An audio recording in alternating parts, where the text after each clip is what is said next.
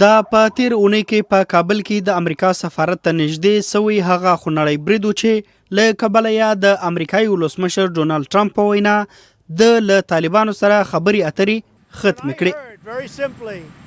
ډیره ساده خبره ده چې کله ما واوریدل چې دوی زموږ یو عسکر وژلی او 12 نور بې ګناه کسان یې ټپي کړي دي، ما وویل چې پر دې بنیاد د خبرو اترو هیڅ جواز نشته.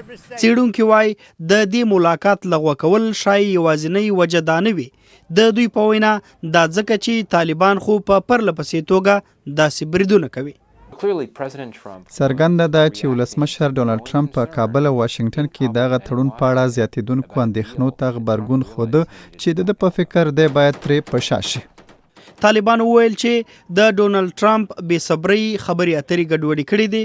دوی هوډ ښودلی چې جګړې ته به دوام ورکوي، خو بیا هم شاید د امن هیلې موجودې وي. جګړه روانه ده او هیڅوک په دې نه پوهیږي چې د سولې خبرې اترې به کار وکړي، خو زه بالکل فکر کوم چې اوس هم د سولې تړون ممکن دی. افغان ولسمشر اشرف غني ویلي چې اوس بې اوربنده خبرې اترې نسی کېدای.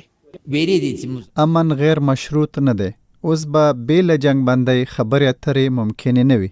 امریکا په 2001 کال کې په افغانستان کې د طالبانو پر حکومت ځکه برید کړی و چې هغوی هغه وخت د القاعده شبکې د هغه وخت مشر اسامه بن لادن ته پناه ورکړې وه. القاعده شبکې د اسامه بن لادن په مشرۍ کې د 2001 کال د سپټمبر پر 11 په امریکا کې ترهګر بریدونه کړي وو.